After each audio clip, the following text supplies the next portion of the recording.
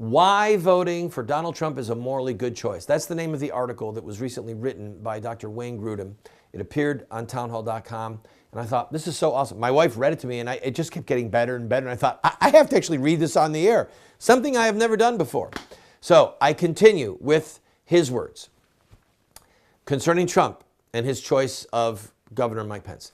His choice of Indiana Governor Mike Pence as his vice presidential running mate is an especially significant indication that he will govern as a conservative. Trump could have picked a moderate, but instead picked a lifelong, solid conservative who is a thoughtful, gracious policy wizard. Pence is a lawyer and a former talk radio host who served 12 years in Congress and had significant congressional leadership positions, so he will be immensely helpful in working with Congress. He's a committed evangelical Christian. He's a former board member of the Indiana Family Institute, a conservative Christian lobbying group in Indiana. However, the Supreme Court is not the only issue at stake in this election. While I disagree with Trump on a few things, especially trade policy, on most important issues, Trump will likely do much good for the nation. Taxes and jobs, for example. Trump has pledged to cut taxes significantly, while Clinton wants to raise them. Trump is advocating a 15% tax rate for corporations rather than the current 35%.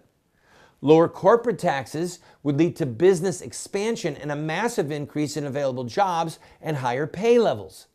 For individual taxpayers, Trump favors a top rate of 25%.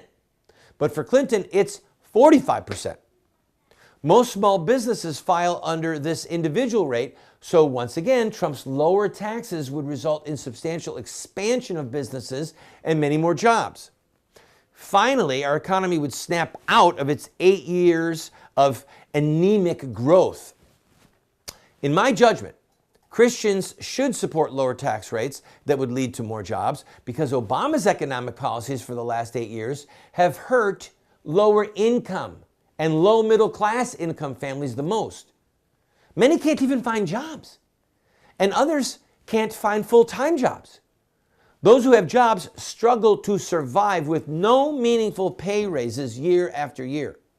It's no surprise that these are the people who are supporting Trump in overwhelming numbers. Tax rates are also a good indicator of government control. Higher tax rates mean greater government control of our lives, while lower tax rates indicate greater freedom. How about minorities? Two of the deepest causes of poverty among minority groups and racial tensions in our country are failing public schools in our inner cities and lack of available jobs. Trump expressed a commitment to solve these problems at several points in his acceptance speech at the Republican convention. He pledged to reduce taxes and regulations, leading to many more jobs. And he said, quote, nearly 4 in 10 African American children are living in poverty, while 58% of African American youth are not employed. This administration has failed America's inner cities. It's failed them on education. It's failed on jobs. It's failed them on crime.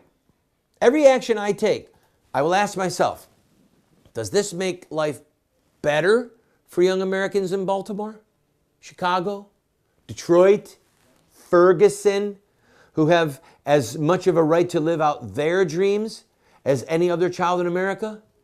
Will we rescue kids? We will rescue kids from failing schools by helping their parents send them to a safe school of their choice. By contrast, Clinton will bow to the teachers' unions and oppose school choice at every turn. And she will continue to strangle businesses with high taxes and regulations, preventing job growth. What about the military? Trump has promised to rapidly rebuild our depleted military forces.